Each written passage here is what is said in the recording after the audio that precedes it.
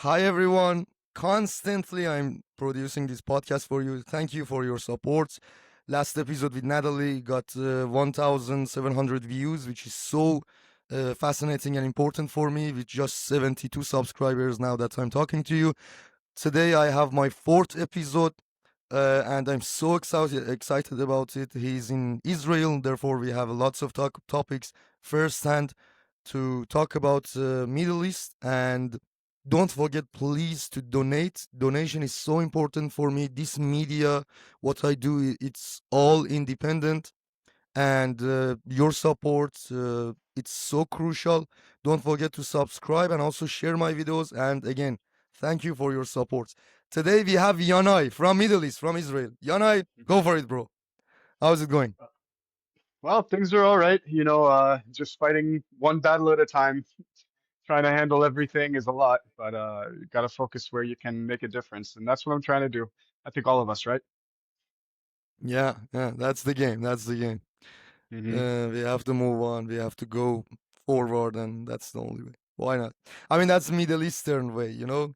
In Middle East, you realize soon that whether you like it or not, you have to, go further. Otherwise, you die. It's a bit Yeah, yeah. harsh. No, it's true. If you're not actively working to live, then somebody's actively working to kill you.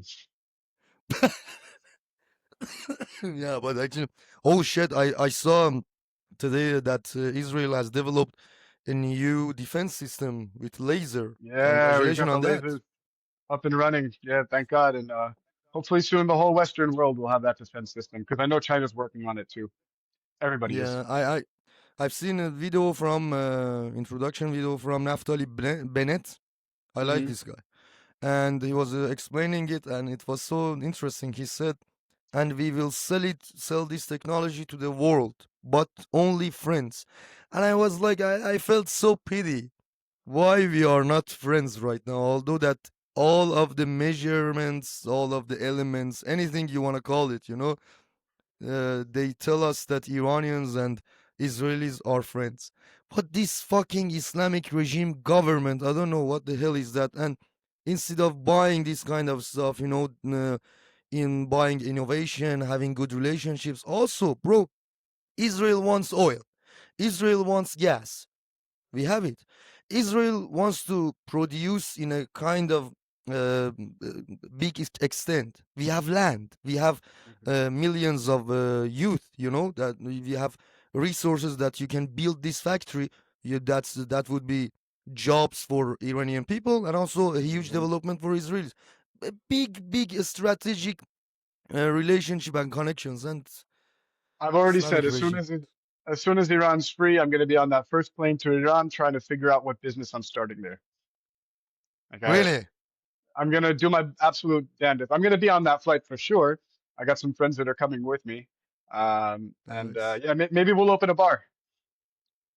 Bar, it's also good. If you want to open a Hmm. bar, you have to do it in Shiraz, my city. Shiraz. It's the capital of all the cafes in Iran. And there's a Nice, huge touristic culture there. Yeah. Shiraz wine also, you know it by the wine. of course. So you're gonna have Yeah. to give me the tour. Absolutely, bro. You don't know how many guests I've already invited, and I told all of them you are my VIP. I don't know how many VIP guests I have when Iran is free. Help me, God, really. Um, how Amen. is the situation? How is the situation in Israel? You have still rockets. I've heard from Yemen, and Hmm. the Yeah. frustration for the people, hostages, also Gaza, international um, pressure. From your perspective as an Israeli in the Middle East, how is it for you? Hmm. I think we're at the point where we're ignoring international pressure for the most part. We've realized that if we keep bowing to international pressure, I hope, as far as the people are concerned, I don't know about the government, but most of us have come to the realization that the more we bow to international pressure, the more it hurts us. We make decisions that are bad for the country, bad for the region, bad for the world, honestly. Mm, So that's really the thing. We have to start making decisions that are good for the Middle East and not worry about what everybody thinks of us, because everybody hates Jews anyway. That's not going to change. Not everybody, of course, but anti-Semitism is the oldest form of hate, I think, is what they say. The oldest form of racism. It's I don't know if that's the truth, but it's definitely a slogan that seems to fit.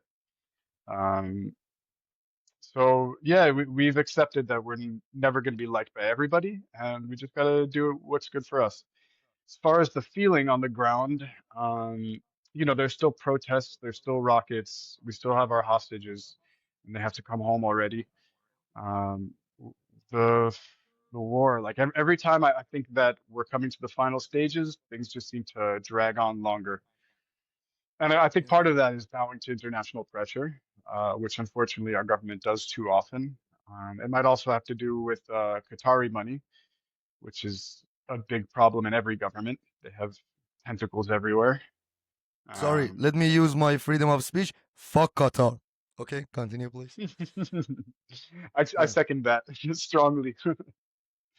So yeah, I think that's going to be the first stage. We have to get Qatari money out of politics, out of education, out of media. I've been saying this for a while now that the only way we can really fix the situation is to cut Qatar out, cut all Islamic money out, and hopefully that happens soon, very, What's very the soon. obstacle that we can't see Qatar's money already removed? What's the biggest obstacle? It's money. No, I mean, Everybody yeah, loves money. bro, we say it's money, but we are not blind. We see what's the consequences, and also it's Yeah. severe. So it's like 2 plus 2 4. I don't know what kind of money is that they are still accepting, which they know Yeah. consequences are more than this money that you are getting right now. I don't know Well, where do you see the problem?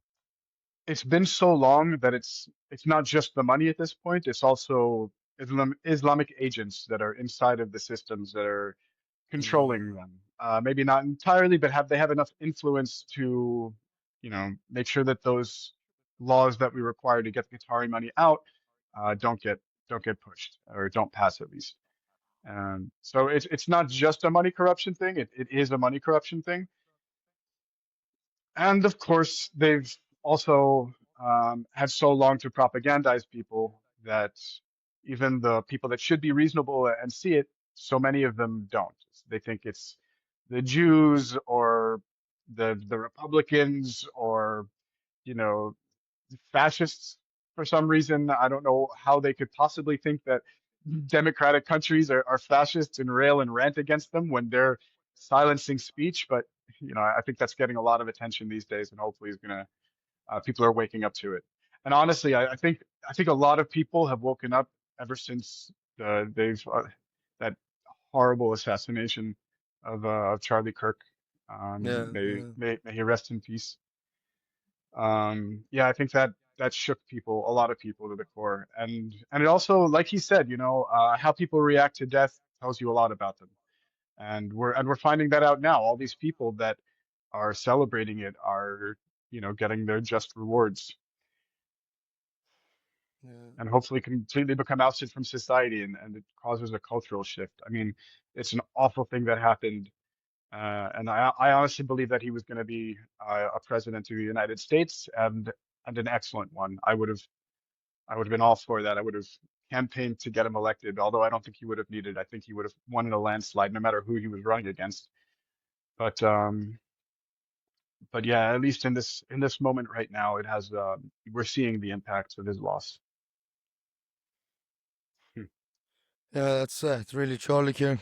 What can we say? We've talked about it on the last episode. Also, I'm center left. I mostly disagree with what kind of beliefs he had and what he was advocating for. But one thing that I can say is that he was really a big defender of freedom of speech, and that's Mhm. precious to me. Although that and it's not, freedom of speech is not partisan; it's absolutely bipartisan, and that's something that I really respect to Charlie Kirk, and I take off my hat for him. Amen. But it was more than that. He pushed for solving our problems through debates, to coming to a common ground through talking to each other, not yelling and screaming over one another. And Mhm. when he was presented with new information, he would sit and listen. That's something that's sorely lacking today. He wasn't unreasonable in his positions. He changed me a lot of my beliefs. I came out of university with a bit of that woke indoctrination, maybe more than a bit. Chin. I'm ashamed to say. Yeah, for sure. I mean, it was a while ago. I finished university in 2009. But yeah, listening to his debates shifted me on a lot of issues because you would come at it from a common sense position, and the more I would sit and ruminate on things afterwards, it was like, okay, maybe there is a certain importance um, to focusing on morality and to valuing life beyond treating it as like this thing, as far as just like the pro-life or pro-choice debate. um Mm. I've always been very staunchly pro-choice, very, very much so. um I've come to, I think, a more balanced position, which I think honestly he did too. He was a very moderate in his opinions, and he's helped me move me towards the center, even to the point where I don't think it's fair to take the life of a child, of a fetus or whatever, because it might inconvenience you. I mean, worst case, Yeah. give it up for adoption. And of course, there's much more nuance here, and we're not here to talk about the pro-life, pro-choice debate. But I think if people go and listen to his whole debates, you're going to find a much more nuanced, moderate person than the media is making him out to be by far. And it's important to remember that. Um, Compared to the right wingers, I don't know what to say. I mean, it's complicated. Whatever. We can have that debate another Unfortunately, time. In yeah. Shiraz over a Unfortunately, glass of is wine. yeah. Why not? Um, you Jewish people got evacuated from every country except Iran. Except Iran, I have to say, for the And audience. India. There are a few of them, not just Iran, I'm India. talking about Middle East. I'm talking about Middle East. I wanna keep my Also, country, the first. I think Bosnia did a great job of keeping us and their Muslim country. I think also which Tajikistan, the Jews are doing good. Albania protected the Jews during the Holocaust. There were a few of them that you know Interesting.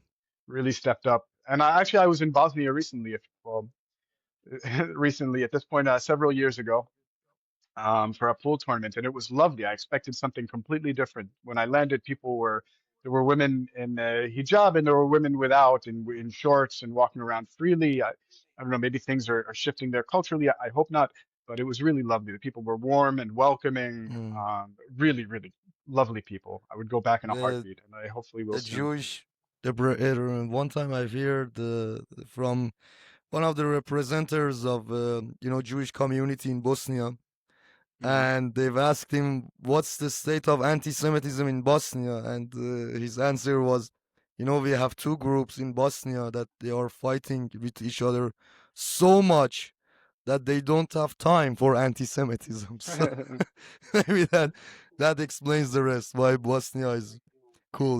Yeah, And yeah, for sure. uh, but the history of um, Jewish people in Iran.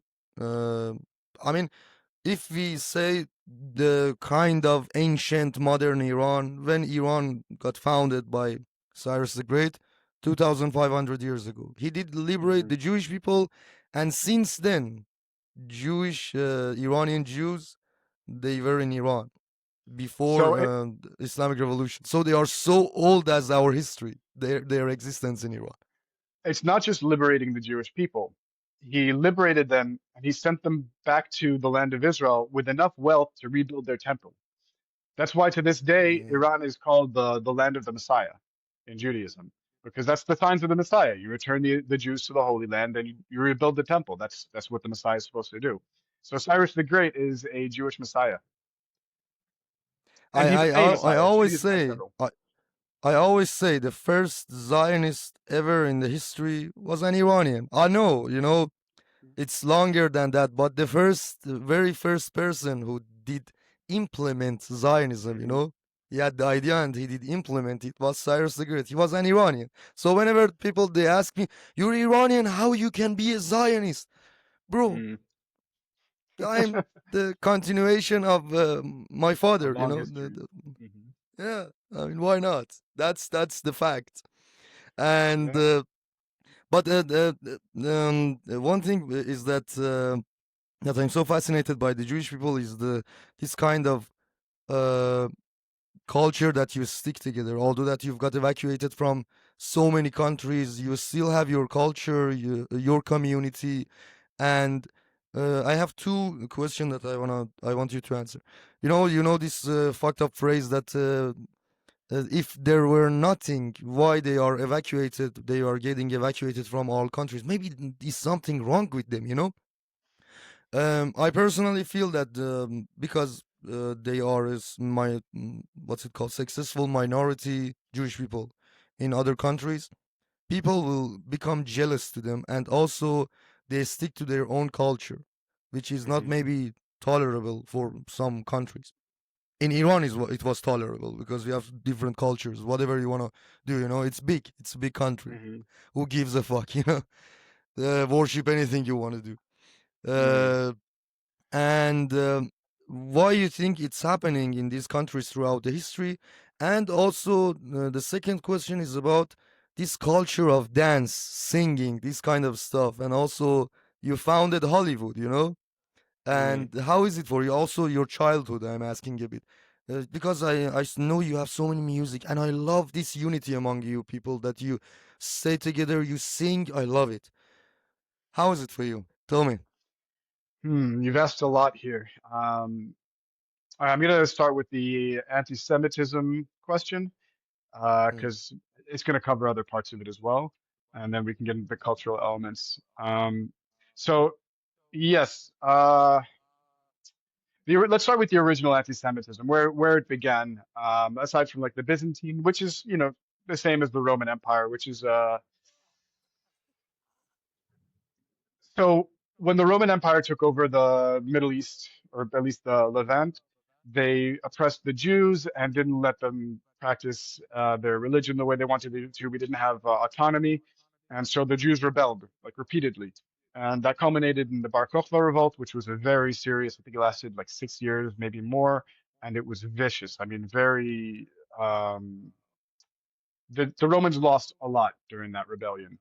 And when they finally won, they decided that no more Jews. We're just gonna destroy the temple, spread the Jews out amongst the earth, and rename the land and start making lies about them. I guess they tried mm, very hard for a couple hundred years to erase everything about Judaism, but we left with our Torah scrolls and our history and our culture, and no matter where we went, we preserved that. And part of preserving that is well, a lack of intermarriage. We have laws as Jews, that laws, rules that you're not supposed to marry non-Jews in order to preserve the culture. Judaism passes down through the mother, right? So if the father's Jewish mm. and the mother isn't, technically the child isn't Jewish, because well, the mother does the majority of the raising and imparting all sorts of values. I'm not sure exactly why it's through the mother, but maybe also because you can. Hmm, your video went out. Okay, you were saying. All right, so Sorry. so I was saying Judaism passes through the mother, partially also because you can prove the lineage from the mother, right? But that means that we didn't intermarry. We had close knit communities where we would practice our traditions and our holidays together. There are all sorts of rules about kosher that require that Jews produce the wine, and you have a Jew overseeing the food production to make sure that there's nothing unkosher. So there are all these laws in Judaism that make sure that Jewish communities stay together. Mm. And so that's one element of, like, you have this, you know, little patch of a society that feels closed off to the rest. And they've always been merchants and integrated with the rest of society economically and in other ways as well. And I think there have always been many connections between Jews and not, especially in places like Persia, but also in Europe as well. But that age-old anti-Semitism made looking to this isolated or insular community, and people would wonder, oh, what are they saying about us? They must hate us. There's a million things you can think about people who separate themselves. But another thing is that we have a long history of study. We took our books with us, and we would all read it. Hmm. I mean, even in Yemen, like where there are Jews for 2,500 years, long before, 1,000 years before Islam even arrived on the scene. Um, you Yeah, would have, Yemen was a Jewish country. When I look at the ancient history of Middle East, Yemen was a Jewish kingdom and Jewish oh country. yeah, I wouldn't be surprised. I mean, the Yemen Jewry was very strong until Islam came and did everything they did to everyone. But Yeah. yeah, after the Byzantine dispersal of the Jews, we established societies in a bunch of different places. But yeah, so even the Yemenite Jews to this day under Islamic oppression, they would all learn to read from the Torah together. You'd have one book, children reading from all different directions, and Yemenite Jews could read as fast from sideways, upside down, from all different directions as they could straight, even like little kids. Mm. And so we were always super literate, like upwards of 96% literacy rates at a time when the general population had maybe a 3 or 4% literacy rate. So that's another aspect of the jealousy. But beyond that, we also had the Talmud. And I know the Talmud gets a very, very bad rep because you can cherry pick sentences from it, but it's an enormous volume of books. I think actually I think my parents have I'm in my parents' house right now because they have a better internet connection, but I think they have a copy of like the full text here somewhere. It's like 63 books, millions of words, and it's a discussion of it's just discussions between rabbis on all of the different elements of culture, of society that might possibly arise to get like a logical approach to them. And there was no PC culture back then. Nothing was taboo. They talked about everything. So you can cherry pick a sentence and make it look awful, and people do. But if you go and find the larger context, you find this very rich debate between very intelligent people who have spent their lives developing their logical reasoning abilities. And to this day, it's studied by lawyers to help them pass the bar exam because it helps develop your logical reasoning. It's super popular in South Korea. I think like everybody reads it. They know the Talmud better than Jews on the whole by far. But also, I mean, South it's a Korea. Why? South Why Korea South Korea? because I think they have a lot of respect for education. They have very similar values to Jews. Uh, they they Mm. they value hard work and logic and um, Samsung. uh, They value Samsung. yeah.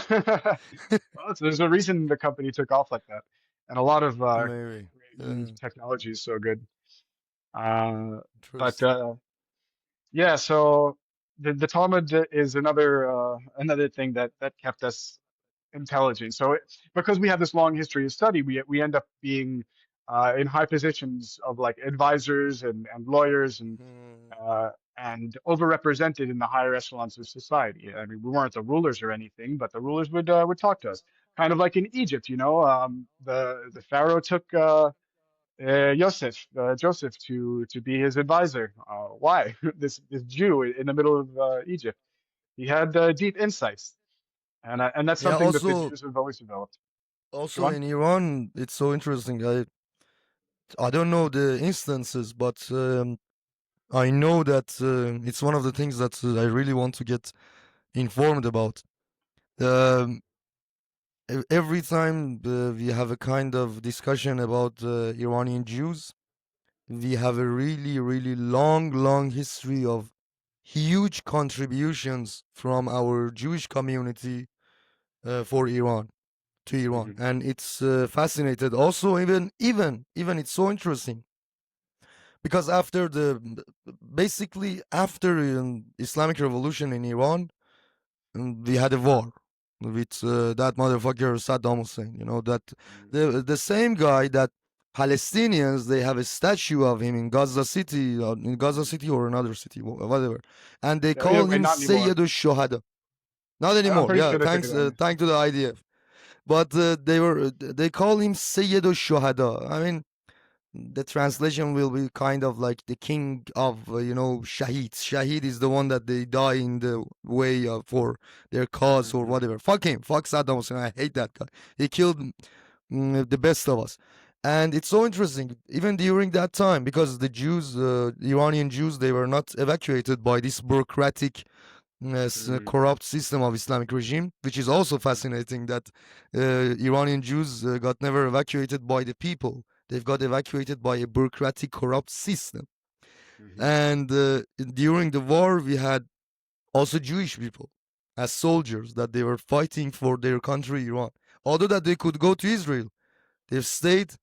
They were fighting against this tyranny for their country, and this is magnificent. And I know we have so many, lots of contributions from Jewish Hmm. community to Iran. It's not So just in Iran. yeah, It's not in every also country that not Jews Iran. were Yeah, in. yeah. Every country that Jews were in, they were overrepresented in the military, and people don't know this, but Jews were soldiers in World War II in larger percentages, like voluntarily before the heavy drafts, in larger percentages than the non-Jewish populations. We're Shit. super patriotic. Yeah, I mean, so many Jews died fighting the Nazis, and people are like, oh, these seditious people that are trying to. No, no, we're trying to defend your countries because we know that if it's overturned by these radical forces, it's going to be taken out on us. So we fight. We've always been fighters, and we have this reputation of being money lenders and blah blah blah. But even if you go back in biblical times, the scholars were also warriors. And it's always been that way. But if you look at only up Mm, until recently, maybe the last 100 years or so, were there all the Jews, the learned ones, would have another job. My grandfather was the one on my mother's side, the Yemenite grandfather. He was a rabbi, and he was known from far and wide to get rid of the evil eye. So people would come to him with like problems, and he would resolve them and chase away the demons. But he was also a butcher, and he had all sorts of tasks within the community. And that's Jews have always been. It's never just been a scholar until recently, and I think there's some problems with that. That I think that the ultra orthodox, the Hasidim in Israel, are um, need to be woken up to. They need to be reminded this lesson. And I think a lot of them are, because in my service, I have in my unit there's a very religious guy who we try to let him take off for Shabbat as much as possible, also because it's a little bit difficult for him to carry out functions. But he could have gotten out of his service for a religious exemption, but he didn't. mm. More and more are doing that. There's a whole unit of the army now. What if we are talking about the details of Judaism, a bit of history, a bit of biblical text, and also contribution from Jewish communities, Jewish people to their country. Hmm. And what do you think? What brought uh, Israel and majority Jewish country to the idea that we have to establish a democracy? Because I see it's kind of so they've accepted democracy so easy, and it's fascinating. It's a model that I would like to learn from it for my country to in order to implement a democracy. What was it Yeah. for Israelis and Jewish people? Well, I think because a few things. One is that a lot of us came from the West, came back from the West, let's say, from countries that had established democracies, and Jews were involved in establishing those democracies. In basically every democracy that came about, there were Jews that were instrumental in creating them. So we have this appreciation for that system that is able to produce all these advances in society and in technology and in medicine that just weren't coming out of anywhere else in the world. So we realized that, if there's going to be a government that can rule over a society that's so diverse, then it can only be democracy. Um, And there are people who, a few in Israel, who believe that it should be a monarchy or something like that. I think there's some sort of minor movement for that. Um, Yeah, we have the same problem with some Iranians. They are still, trying hard for the monarchy. Come on. I mean, I respect my culture. I love monarchy in the sense of my history. But mhm. come on, bro. You wanna bring Cyrus the Great back from his grave, or what? What the fuck are you trying to do? I mean, come on. So, well, look, I can appreciate that if you have a monarchy with a fantastic monarch, it can be a really powerful system. But it only lasts until he's overthrown and replaced by Mm, somebody who's terrible and yeah, has bad intentions. it's not stable. Um, That's the problem. Democracy yeah, is stable. yeah, because people are always going to want to vote in the person who's best for them. They don't might not always know who that is, but there's also things like term limits, which make sure that um, that it won't last forever, which I think we need to institute in Israel like yesterday.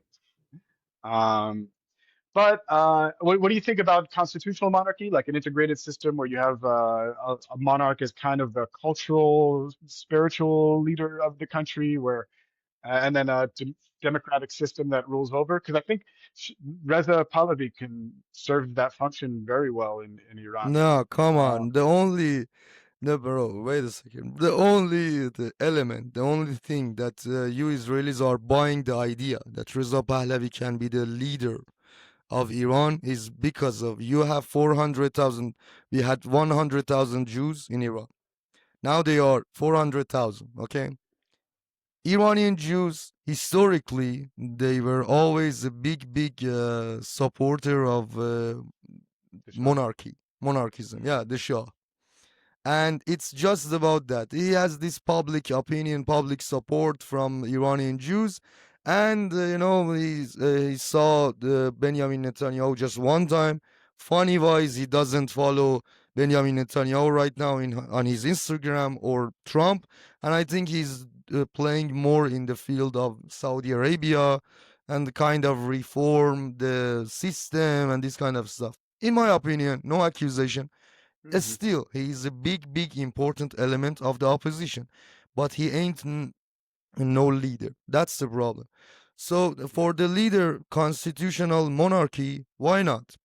But my perspective, my idea is that we have to go for a queen. It has to be mandatory that it has to be a queen. I have lots of reasons for it, important reasons.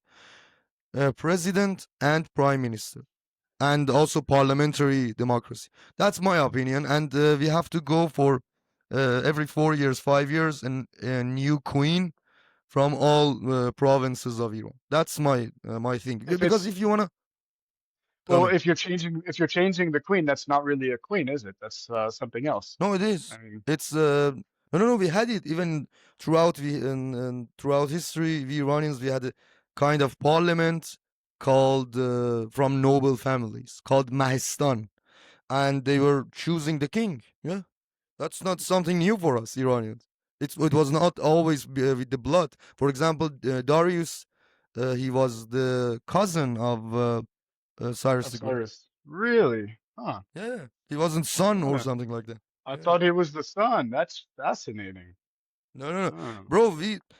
Although that's right now our culture because of Islamic colonization is so fucked up, and we Iranians we take pride to say this one is Iranian. We invented that. We invented that.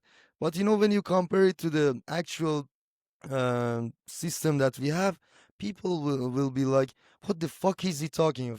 People will think that we are just ignorant and also arrogant. But Iran has developed so many stuff and systems to the world. For example, um, this courts and having law, judges. The very first judges and court that we had. I mean, I don't know if before it we had or not, but the huge development of that was with Iranians in Achaemenid Empire, Cyrus the Great. Divan Salari.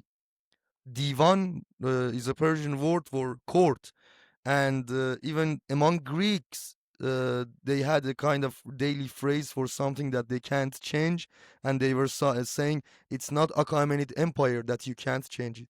So these were our contributions to the world. But Hmm. now it's fucked up, unfortunately, and no one will believe that. But yeah, I mean, But it's not something new that some people have to choose the king. Why not? so I have a question, two questions really. Yeah. Well, one is, do you believe Reza when he says that he only wants to be a transitional figure and allow their people to establish what they want afterwards? And two, why do you believe it has to be a queen? Ah, okay. First of all, when I hear from Reza Pahlavi that he says that, first of all, apart from his radical supporters, which he doesn't have any kind of control on it, it's one of my biggest critique that he doesn't control his radical supporters well enough. They have even problem. They will tell you bad words if you say Reza Pahlavi. They tell you Crown Prince Reza Pahlavi. That's the first problem. Voilà. And yeah, it's a huge problem. You can't imagine. You get attacked in social media and even on the street, I mean, by the words, because of not saying just Crown Prince. Yeah. You say Reza Pahlavi, they are like, it's not your cousin. Why are you saying Reza Pahlavi? Crown Prince Reza Pahlavi is the son of the Shah. That's kind of fucked up opinions, we are dealing with. And he says that, but the point is, bro, you have to have a plan. He has a plan, so-called plan, Nufti. If a team from him, they came to Israel, although that it's organized mostly, maybe I'm just guessing, by Emily, the page Emily in Tel Aviv. He's a reporter, journalist. Yeah, I I know her. think you know her. Yeah, and it's more like positive propaganda, and it was all of it. I think it was about that Iranian flag and Israeli flag, beside each other. Hmm. And also, he says that he has a plan. I've seen the plan. Also, I will read the all papers, and I will have a program in Persian. Bro, for example, in about oil, he says that in the first months or years we can't sell oil. Oil is the only resource, income resource for the government. How would you pay my mom and dad? They are retired. How do you Hmm. want to pay their salary? I mean, it's just, even one of them on the stage told that it's just basic economical stuff. For the last 26 years, he was always like that. When you go for his project, when you focus on his career, you see that he couldn't even develop a single successful project. That's the problem. And he doesn't have any kind of, what's it called, experience with leadership. And he says always, I'm the good one, you have to choose me because I don't want power. Bro, that's a fucked up thing to say. If you want to make a change, you have to come strong and you have to say, Hmm. I want power because I have plans. And you Yeah. see Benjamin Netanyahu, Trump, all kinds of leaders. They, they can touch your heart. They can touch your brain. But as an Iranian, I see Reza Pahlavi. Never. Hmm. And also, he's a Shia Muslim. Come on, bro. We are trying with Shia Muslim leaders for 1,400 years. At least this time, please, no Muslim as our leader. So we have lots of problems, but still, I don't want to destroy him. I don't want to smash him. I don't want to mock him. He is a part of big element of the opposition, but he's not the leader. And claiming that he's a leader, it will weakening him more and more and more, and that's something that I'm against it. Yeah. And what was your second question? Why a queen? Why Queen? Whether we like it or not, Iran is divided in some senses, and also we had this hierarchy that got implemented by Islamic colonization.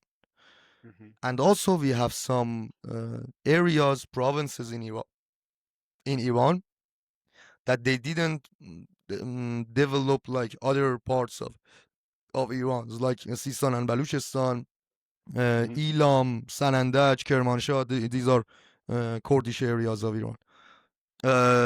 Or Azerbaijan, other parts and provinces. And we can't ignore that in some parts, especially in Sistan and Baluchistan, they are Sunni Muslims. That's the reason that they are oppressed by Shia, radical Shia government.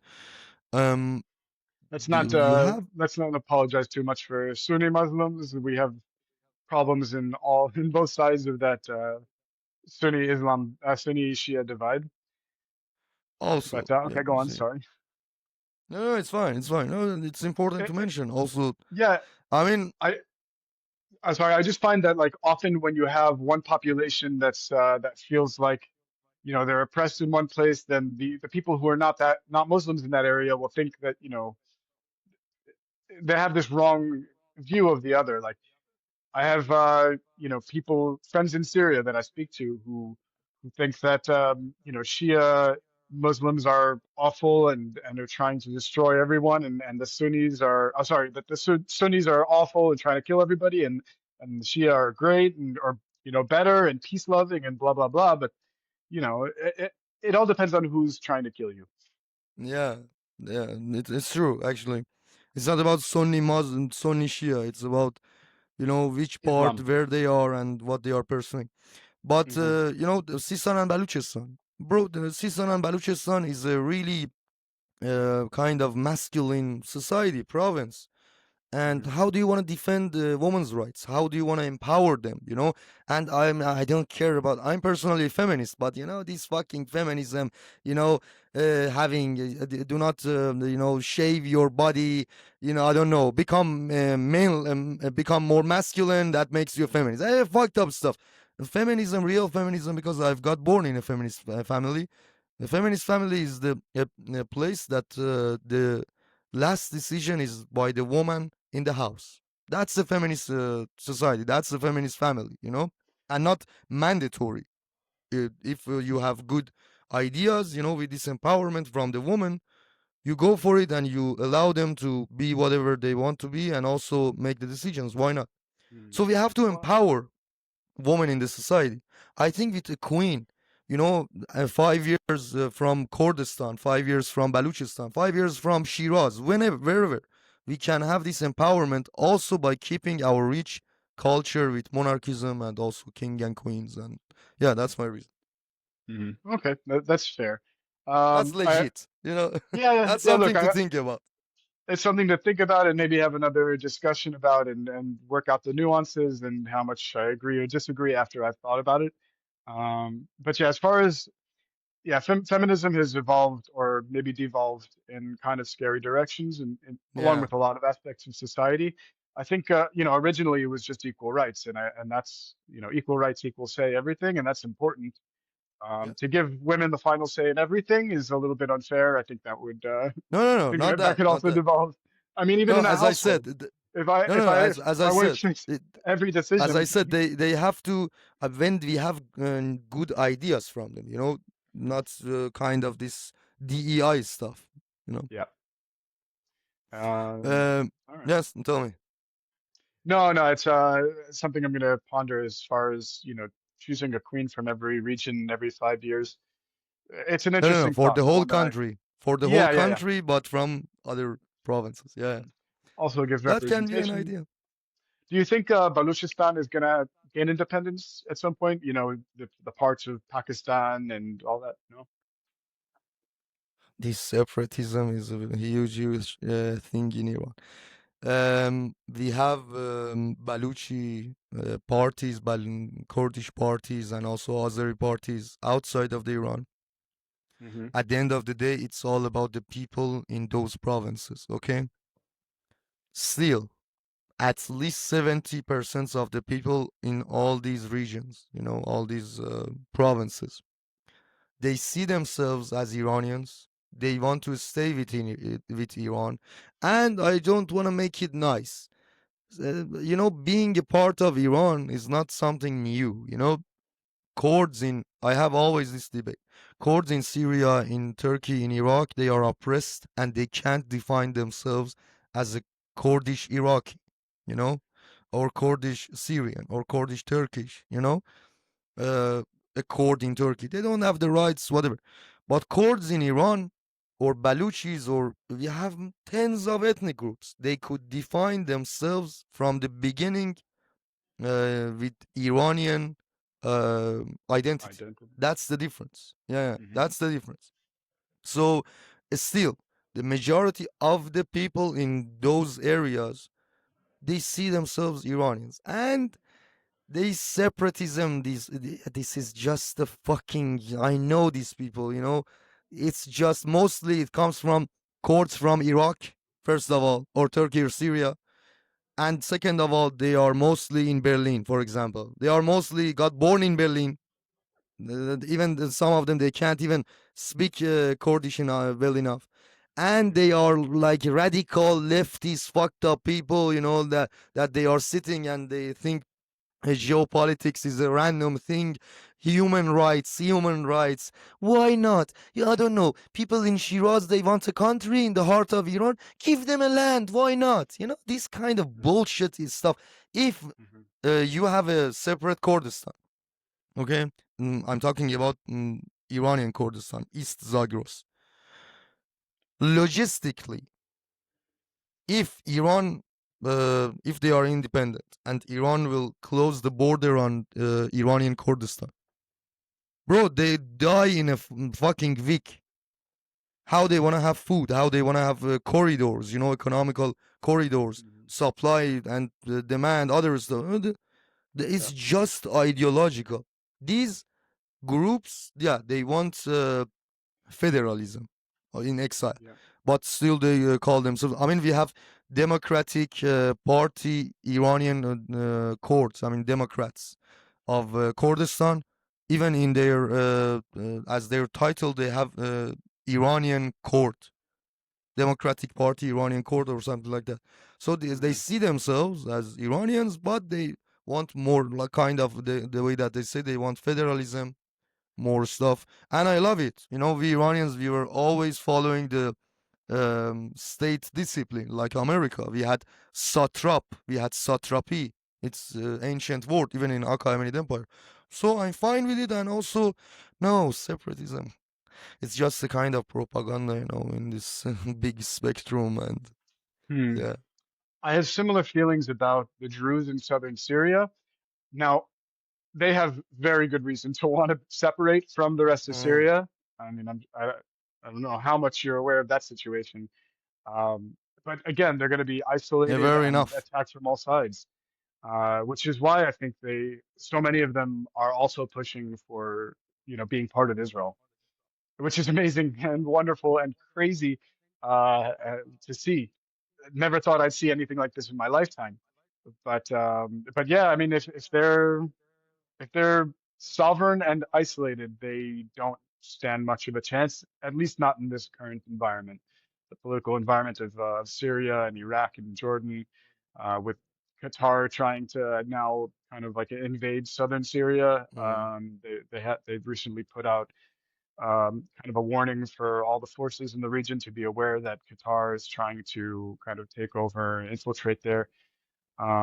It, but if they were part of Israel, like officially, even if they're not like Israel proper, so what would you call it, a protectorate or something? We could train their forces, we could integrate better, form economic routes in kind of like internally rather than internationally, and we would have more of a legitimate um, excuse, you could say, to defend them when they're attacked. Because right now Mm. we defended them, and the whole world's up in arms about it, even though we stopped a genocide. Um, but if they're part of Israel, then nobody can say anything. We can just protect the Jews there and say, what are you going to do about it? I'm not sure if Israel has the capacity to, I mean, geographically, has the capacity to defend the Druze part in Syria if they are part Hmm. of sovereign Israel. Well, first of all, we're doing it right now, and if they were part of Israel, The Druze are excellent warriors. They're Mm, courageous. They're fearless. They're they fight until the last man, and they don't give up. They're intelligent. They study. They're very hardworking, and they have great morals. These people. And if yes. we train them in the IDF and we arm them, I don't think there's going to be a force in the Middle East that can really threaten them. But we can't really do that to another population. You know what I mean? They have to be an Israeli society at some level. Mm. Um, But being a part of Israel, that's my point. Because when they are a part of the sovereign Israel, you mhm, have heights, Golan Heights, also mhm, other heights, and that it gives you a kind of advantage for defense. mhm, The same way for Iran, Zagros is a really really huge advantage that basically Iran is. You can't invade Iran from the west. Also, east we don't have mountains, but we have deserts that you mhm, can. So these geographical advantages are important for Israel. mhm. That it's also so small. I don't know if Well, there the is Druze have that any too. If you look at the really. eastern part, yeah, the eastern extent kind of reaches out to Sueda and that area. Sueda is called the Druze Mountain. It's they're on the highlands over there with the villages surrounding it. And Interesting. the Bedouins wiped out the Druze from those surrounding villages already. Um, but Israel can defend between the Golan Heights and Sueda. It's not that difficult. I mean, especially if we have their cooperation and they're trained and we have open communication and yeah, drilling practices and military exercises together. If we integrate, I mean, again, look how well the Druze do integrated in our military right now. They're some of the fiercest warriors. They're excellent officers, highly trained. They're so highly respected and highly valued in Israel. So it's really like the more I speak with Druze over there, the more I'm amazed at everything that I'm discovering. Interesting. Uh, the Druze from Israel went over there and they told them about what life is like living with the Jews. And that's why, because of the Druze from Israel going over there, the same Druze that for decades wouldn't proclaim Israeli sovereignty went over there and told them about what it's like to live in Israel and be Israeli. And Mm, after that, we saw all the Jewish flags coming out in their protests. I'm sure you've seen my reels where, trucks driving around with a Druze flag and out one window and the Israeli flag out the other. Druze flags with the Star of David on it. Um, and we have such ancient ties with these people, with a lot of these ancient people in the Middle East, just like we do with Iranians. We have the same, or they're different connections, obviously, but they're very old. I mean, older. Let's be fair, they're older than our ties with the Iranians. The Druze are the descendants of Jethro, the father-in-law of Moses. So they're literally family. They Bro, share. we Jewish people and Iranians, we are the founder of the Middle East, and not the only one, but we are the only one that survived. Mhm. Because Assyrians, they were also there, Babylonians, I don't know, Egyptians, All these they are people all still gone. exist. They still exist. Maybe not all of them. They The still the exist, Arabs wiped out but but some, but mhm. but as that a culture sovereign is people, gone. But the that the culture is culture gone, unfortunately. the culture is there. The culture is there. It's just suppressed. Assyrians, they still exist, but there's not so many of them. But you can go and you can find, like, I'll send you some Assyrian pages where they're still practicing their traditions in their ancient clothes. They're having open celebrations outside of their culture. It's there. We Yeah, just need to we need to free them so that they can celebrate it openly and they don't have to fear for themselves and constantly get attacked by these Islamic forces that are just trying to wipe out everything that's not a yeah. Mohammedan. Really, But it's a that's the it's a point. That's my point that we Iranians and Jewish people, we still have our language, we still have our mhm, country, although that Iran is oppressed by Islamic regime, and that's important. That was my point. Although that absolutely after the free Iran and also peaceful Middle East, Hmm. we have to cherish Assyrians. These people are old as the history. Hmm. Armenians and the Yeah. genocide that they had to go through, and also Yeah. Greeks, bro. The Greeks. We had Asian Greeks. All the Turks they've evacuated them, and the genocide they did a genocide to them. Asian Greeks, they were the one that they were fighting beside Iranians against Macedonians. Voilà. They're so old, bro. They are so old. They're Asian Greeks, and unfortunately, there is no existence for them in Middle East anymore. Maybe once Yeah, everything's free, we'll what can you say? rediscover them. Maybe once the Middle East is freed, Yeah, they'll yeah, suddenly yeah, yeah, reemerge. I mean, I hope that's my yeah, hope for all these people to be able to reemerge and be proud and yeah. And yeah. I personally, I think, the story of, it's in the history, we have East Zagros civilization and West Zagros civilization. Zagros natural, is this natural border in Middle East, and that would separate the East and West of the Middle East. And I think Mhm. uh, the story with West Zagros is so different with East Zagros. If we are Israeli government and Israelis, they are huge supporter of courts.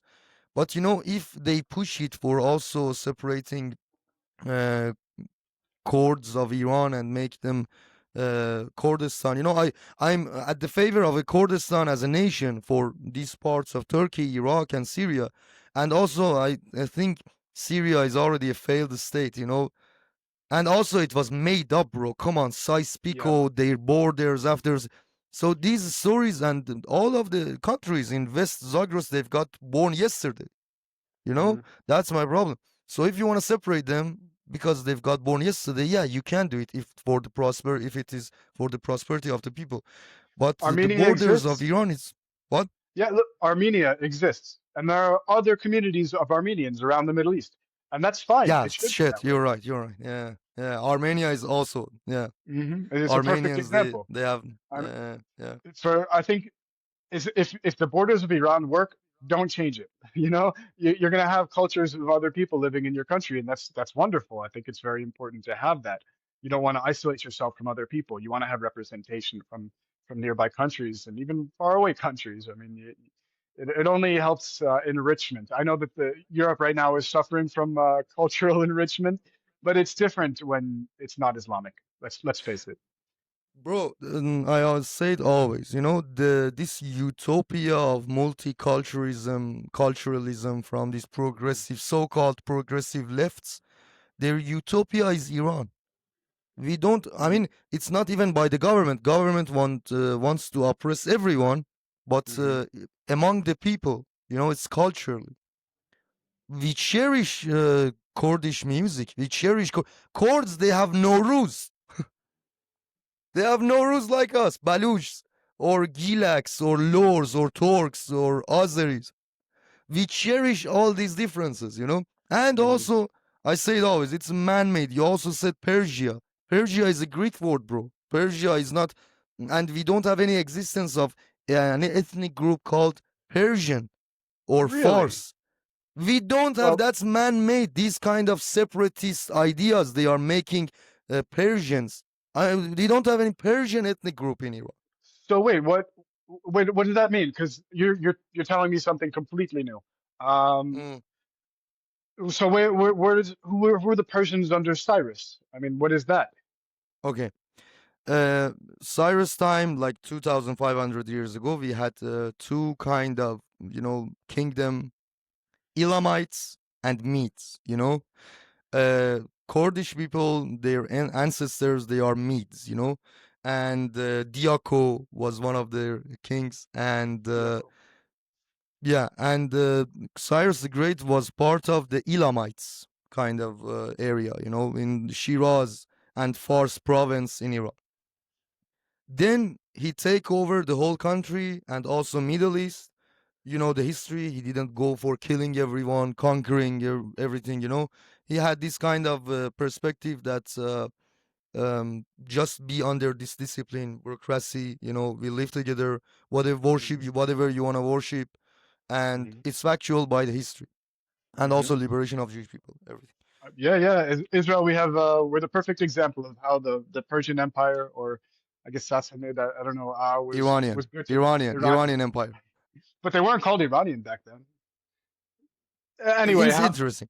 In Achaemenid Empire, they were calling Iran Aryana. In Sassanid Mhm. Empire, they were calling Iran Eranshah. No existence of Persian or Persia or whatever. And it's Greek Uh, word. And today they are pushing this narrative to say Iran has a dominant group called Persian. Why? Because they have this mhm. post-colonial perspective. They want to Mhm. say one time Persian people came to this land, they've conquered, they've oppressed all other ethnic groups. That's a lie. Why do we have right now tens of Iran has the biggest ethnic groups in Iran, in the Middle East, in the whole Middle East. We have so many ethnic groups: Gilaks, Turks, Lor, Baluch, Azeri, Turkmen. I can go on. Arabs. Bro, I'm so excited to Who come were explore. This sounds so you interesting. know? No, no. Hmm. Where were these Persians? Where were these Persians? And it's man-made, and you see this push in the last 10 years. It's interesting. In the last 10 years, suddenly a Persian ethnic group is getting born. Well, they're looking for something to push back against the Islamic empire that is oppressing everybody at the moment. But that's Yeah, the what you. point. That's the point that Iran is enough for you. If you want to have that, Iran is enough for you. Because Hmm. Iran includes all of them, all of us. Hmm. And even I if you love go that. back to my roots, maybe it's Indian or Arab. I don't know. No Yeah, I was Persian. wondering because the Yazidi, their religion is like a pre-Zoroastrian, but the same roots. I was wondering, they must have been part of that empire at some point. How did they get pushed out over to like Iraq and Syria, and um, how did that come about, and why? I don't know if you know, or if it's something that I have to go explore on my own. But yeah, there's something there that I don't understand well enough yet. No, Iran, actually, Iraq was a part of Iran for a long, long time. Ottoman Empire did separate Iraq, Hmm. nowadays Iraq, from Iran. We had Tisfun in Sassanid Empire. Tisfun is on the west side of Zagros, nowadays Iraq. And Tisfun was the capital of Sassanid Empire. Yeah, we had a big, big university there, and we have still that existence. That the walls from that university in Iraq, which the ISIS tried to ruin it, but they couldn't. Yeah, succeed. But yeah, Thank God. Try to destroy everything, yeah, ISIS. bro, it's in those days it was the biggest university in the whole fucking world. Wow. Tisfun, Wow. capital of Sassanid Empire, Iran. Are the books still there? Yeah, Are the books safe? that's the problem, bro. Muslims did burn everything.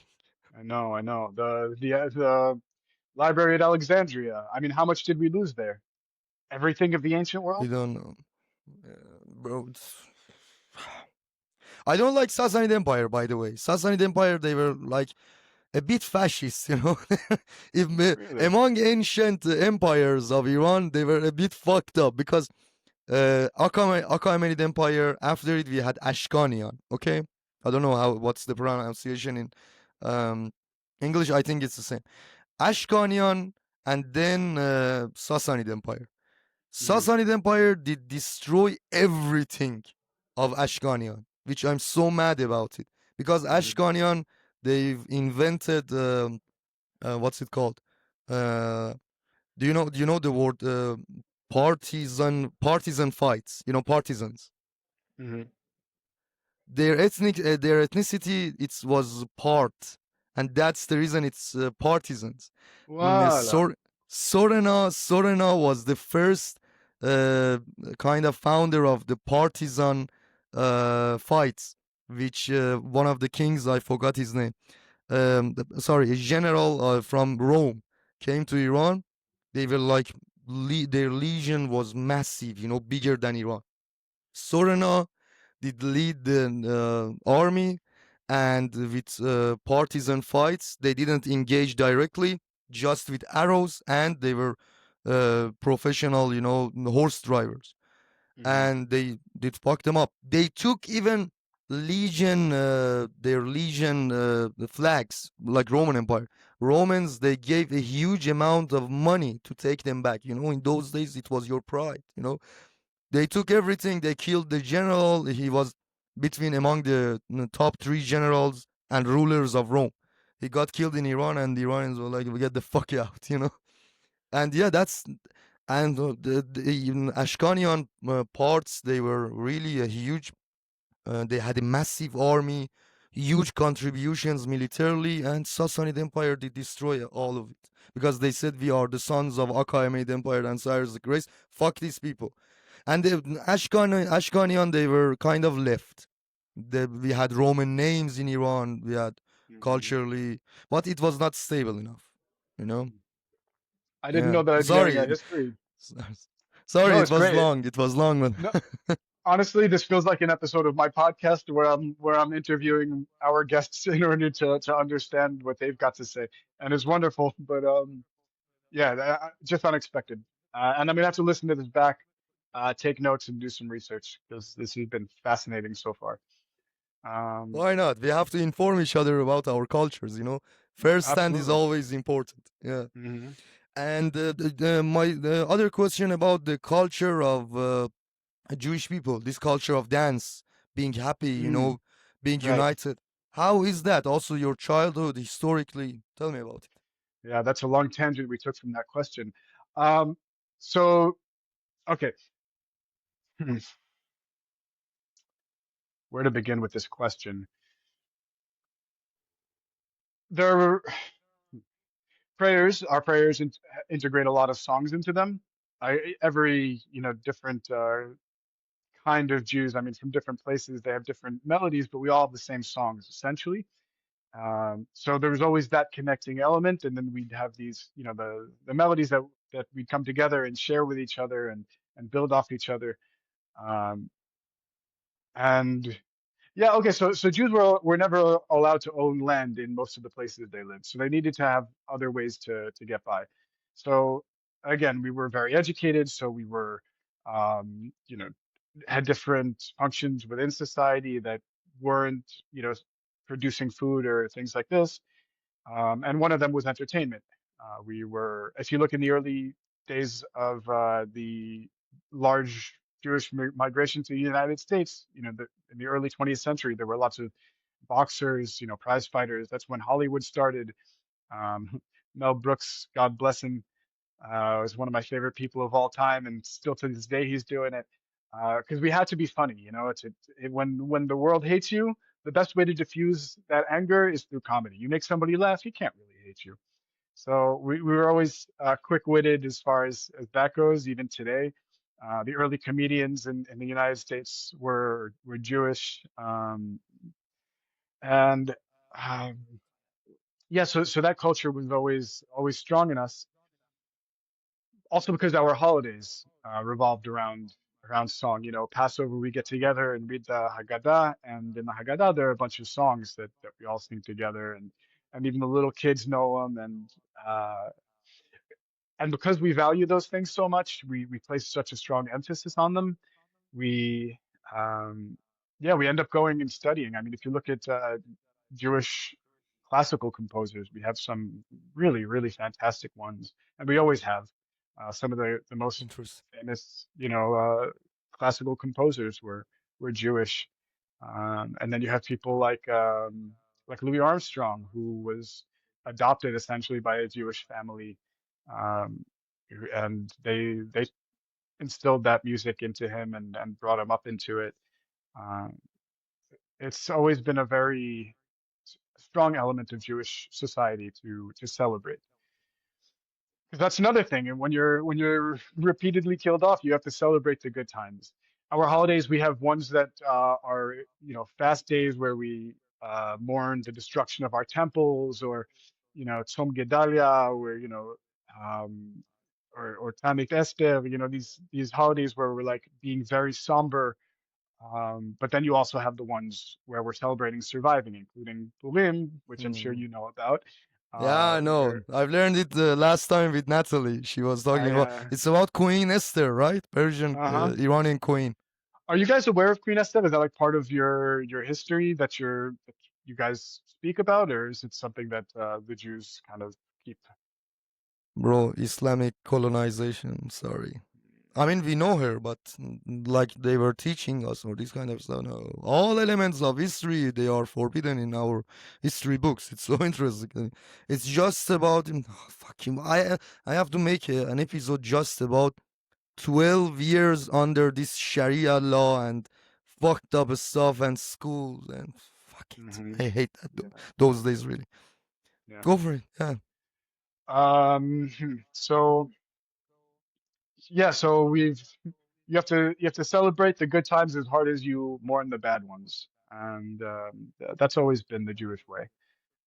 We love life and we celebrate life, and if we're not taking it in that perspective, then in, from both sides, then what are you just mourning all the time?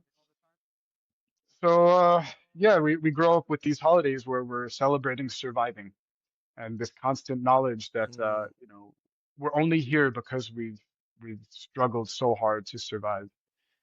And yeah. yeah, that's part of who we are, and I think that's part of why right now so much of the Middle East is flocking to us, I think. That's beautiful. Um, That's yeah. beautiful, bro. Your culture, it's beautiful, really. The stuff that you're telling me, it's beautiful. And, this kind of resilience that you have, that you Mhm. survive no matter what, no matter where. It's, that's the spirit. Bravo, really, really Yeah, bravo. yeah. We're supposed to What, drink wine every Friday night, you know. I think that's a great part of that what kept people in this culture. Go on. Sorry. no, it's fine. What's the reputation of, in your opinion, and also in general opinion, if you want to talk about it? What's the reputation or stereotypes about Iranian Jews in Israel? Um, hmm. Well, Good or bad? Be honest. Be honest. I know we have bad things in our culture also, like others. honestly, being a Yemenite and like Polish, like I kind of am aware of those stereotypes, especially of Yemenites. Yemenites have strong stereotypes, even though most of them I think are kind of past. But a lot of the stereotypes in Israel are kind of they're kind of a thing of the past, you know. More and more we're accepting that we're all Jews, and we're most of us we're like Mm, half this and half that, or half this, a mm, quarter that. We're all kind of mixing together at this point.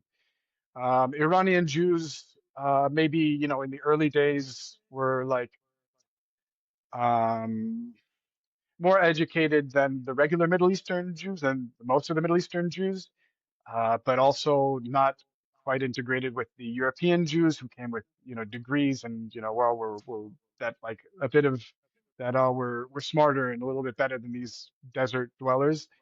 Um, but yeah, it's crazy, huh? Um, but especially because you're looking at your other fellow Jews who also have 97% literacy rates in these deserts, and they can read faster than you from upside down, and whatever. So Iranians were always kind of considered that like a higher class educated people, maybe a little bit looking down their nose on the rest of the Middle Easterners. And at the time, yeah.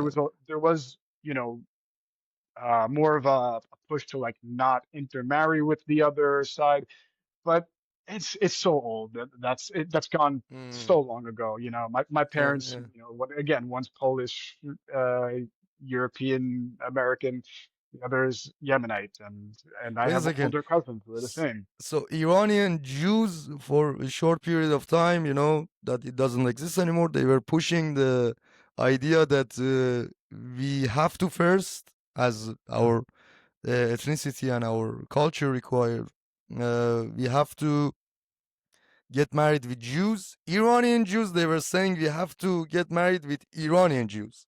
Yeah, there Is it was true? I think, basically every culture was like that within Israel at the time. Oh, that's too Iranian, bro. That's too Iranian. But again, it's not just you guys. Don't take it as an insult. Don't take it as like, oh, these guys are racist or whatever. It was everybody. It was. in the early days, Israel was a Mm, patchwork of these different cultures that each time they arrived to Israel, they would put them in their own neighborhood with their own kind.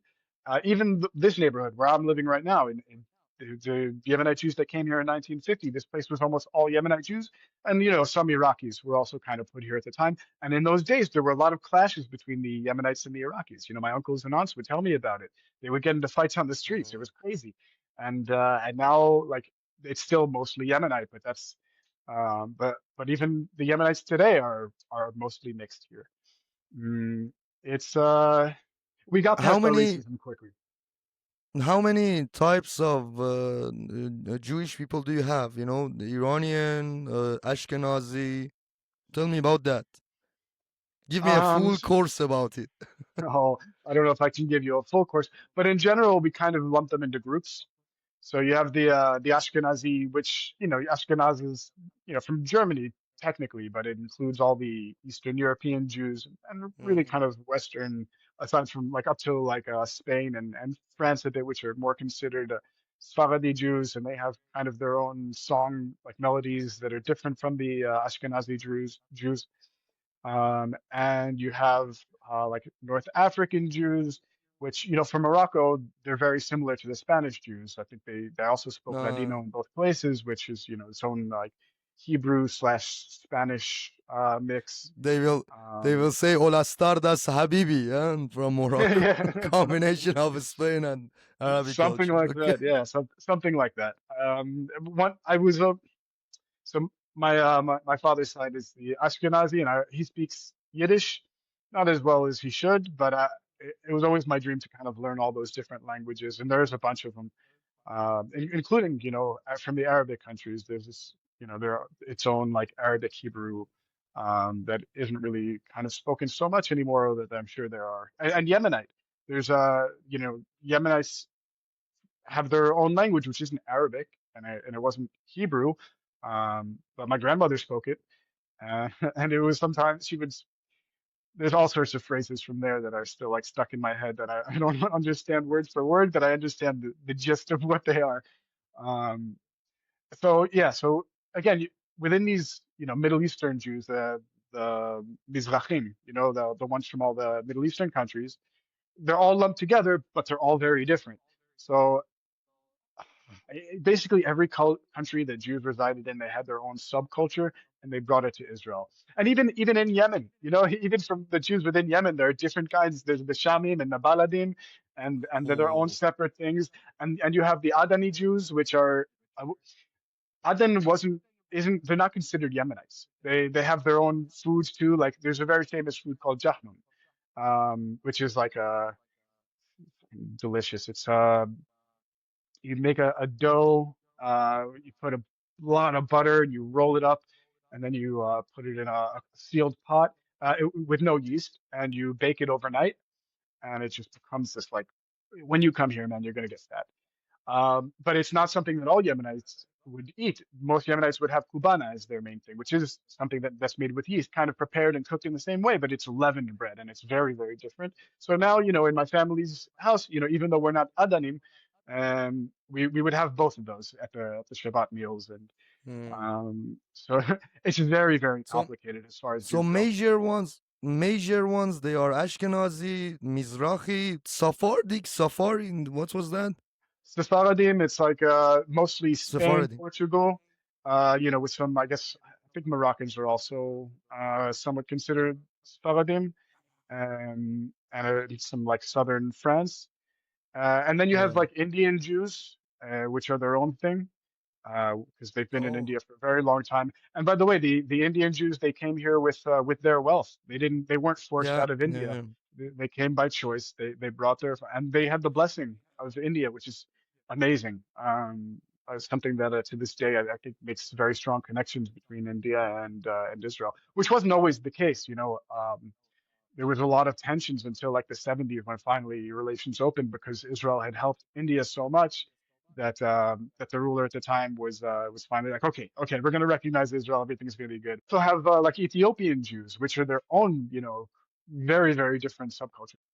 Sorry, guys, we had a technical problem. Now we're back in this. In the rest 40 minutes, we are talking about politics and this kind of stuff.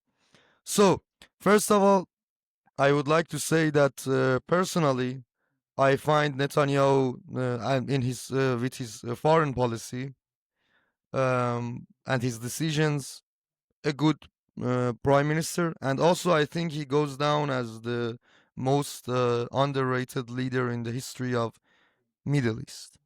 Hmm. Go for that. Okay, so that's a complicated topic, and a lot of it is going to hinge on what happens in the next few months. We're at a crossroads right now with the Middle East facing a revolution. I think anybody who has any sort of connection to the region can tell that something's going on, something big, something major, and it's coming from the bottom up. And if Bibi makes the right decisions, in a year or two, we're going to see an entirely different Middle East. And if he makes the wrong decisions, then we might be stuck in this loop for a long, long time, and it might actually get much worse. Um, And what do so you think about the right decisions? I mean, in your opinion, what are these right decisions that you think he has to make? supporting the minorities, supporting the non-Islamic minorities around the Middle East, the ancient peoples who were here, who've been Arabized and oppressed for so long, making the decisions that will empower them. That for now, the most important ones include Lebanon, which I feel like we're doing good work on, um, Iran, which I know we're still actively participating in aiding the revolt, the uprising there, but I don't know if we're doing enough. I think we should never have stopped taking out the IRGC members actively. Um, I kind of, Operation Midnight Hammer was fantastic if Trump didn't at the end say, "Okay, Israel, now stop," because things were. I honestly, I thought that was going to be it. I thought that war between us, the hot war between us and Iran, would end with Iranian freedom, with the Ayatollah falling, and it's been a couple months now, and that hasn't happened. And the big one for me at the moment is Syria. I've been obviously very active um, about speaking up about Syria, about making sure that Druze voices are heard, trying to speak for them where they can't speak for themselves. And right now there are negotiations going on with Al Jolani, the monster, Al Shara, really a Mm. monster. He's ISIS, and I'm going to say that again and again and again until Ex the wheels fall off. jihadis. I couldn't imagine that in my lifetime I will hear the phrase ex jihadist. What the There fuck is are that? there are ex-jihadis, but it's not Al Shara. I wish I They are remember his not name. ex, bro. They are still jihadis. That's my point. For sure, but there are people who have woken up from being jihadis. There's even somebody in Israel who converted to Judaism. There's a Jewish guy who used to be a jihadi. When I find his name, I'll send it to you in private so that you can be aware of him and maybe I don't know if you want to interview him or something. But it's a real thing that's happening. People Mm. when you've been in a cult and you wake up from it, you become incredibly anti-cult. And I have this personal experience. I knew somebody who was in a cult, and I tried to talk her out of it. I tried very, very hard. Didn't work. She had to experience abuse on a level that she wouldn't tolerate for herself in order to realize what's going on and to leave. So it is possible, but it's not Al Shara. He never had anything waking him up from the cult. He only got more and more power. So that cult is. I mean, he became a cult leader, under Erdogan, of course. But back to the decision making, we have to stop negotiating with this man because it, if there's a pause in fighting, if there's anything like that, it's just Hudna. Do you know what Hudna is? No. Uh, so Hudna is a ceasefire, but like a ceasefire so that you can um, regain your forces to attack again. So you can regroup, and then once you're strong enough, you attack again. So the peace talks are basically just an attempt for Al Shara to gain more power so that he can attack the Druze again. And if we allow that to happen, we're going to see another massacre. And maybe that's something they're counting on, that we're going to make this peace, this quote unquote peace. And we know he's going to attack again, but when he does, we're going to be able to say, like, look, this person's not reasonable, and it clearly has no intentions of stopping, so we're going to take him out completely. Maybe that's where Bibi's going with this. But considering how much Qatari money is injected into the system, considering that Steve Witkoff is part of the negotiations and he's been a disaster in the Middle East, a real disaster. Why? I honestly, first of all the hostage negotiations, what has he done? What has he done at all in any of those? We didn't get Mm, hostages back because of Steve Witkoff. He's been siding with the Qataris the whole time. He's been their talking head. He hasn't he hasn't done anything to push the Jewish side of the Israeli side of this issue to bring back those people. The reason this has gone on so long is because they've been pretending to negotiate, pretending to it's takia. It's yes, we want good, we want peace, we want this war to end, but they don't. They know that the longer it drags on, the worse it looks for Israel. The more pressure we have from the international community, the more hate there is against Jews, and that's really what this whole thing's been about.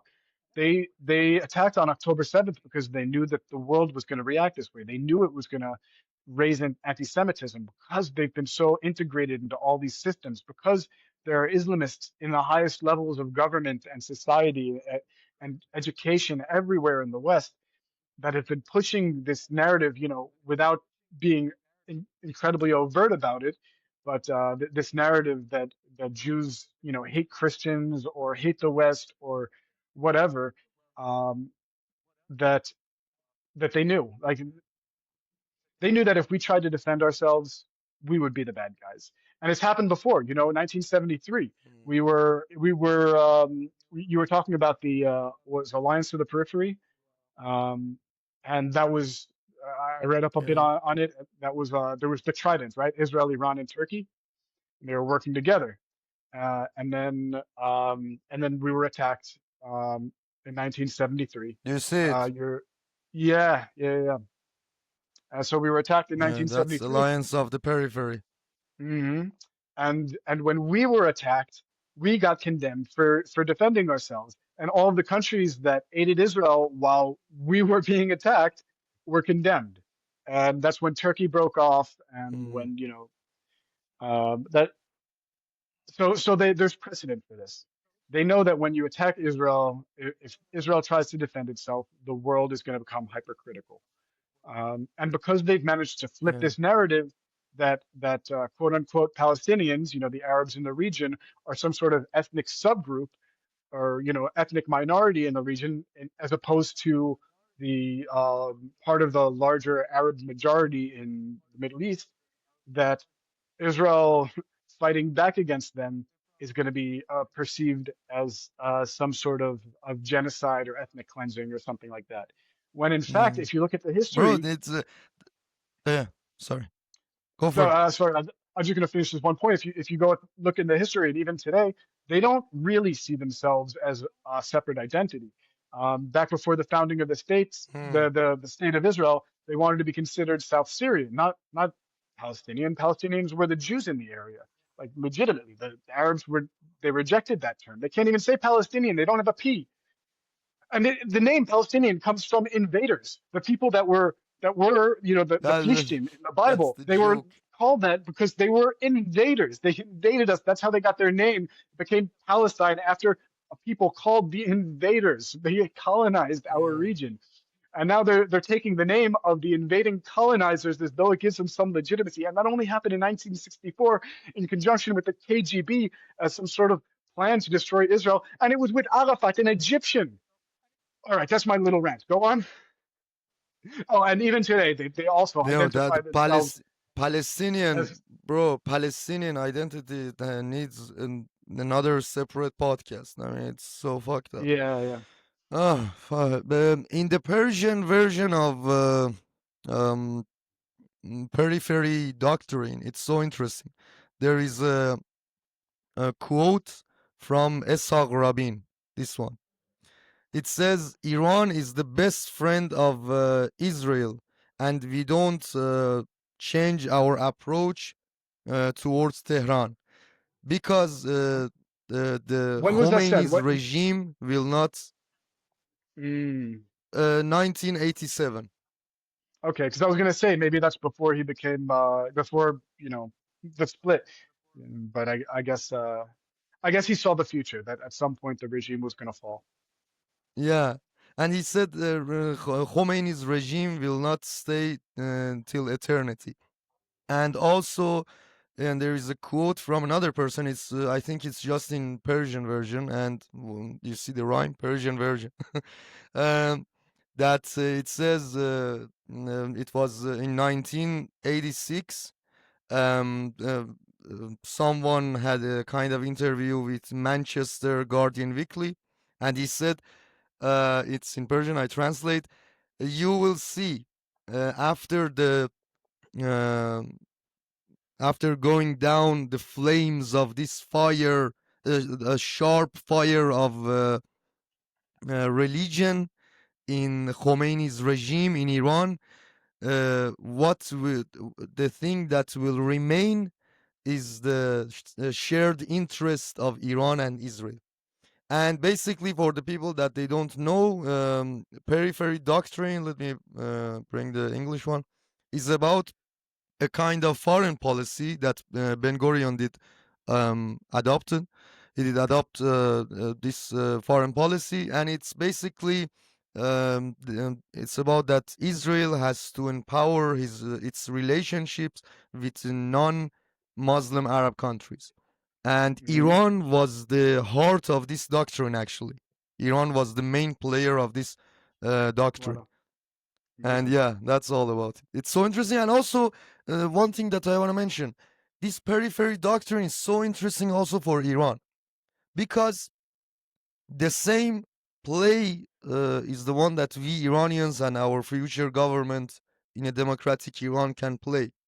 Our access to the Black Sea from Armenia and um, Georgia, and also flanking Azerbaijan, because Azerbaijan has a fascistic ideas about Azeris in Iran, Armenians in their school books. They say, for example, Armenians are terrorists or they are thieves, this kind of stuff. And they, Hmm. for example, in one of their books, they talk about Khwarazmi. Khwarazmi was from that area, Baku.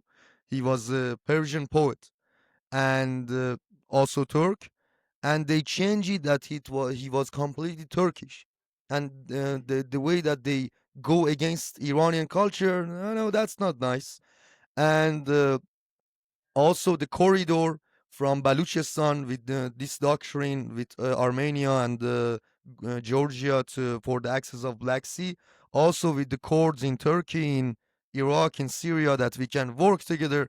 Also at the heart of it, as periphery doctrine for Hmm. free Iran, Israel.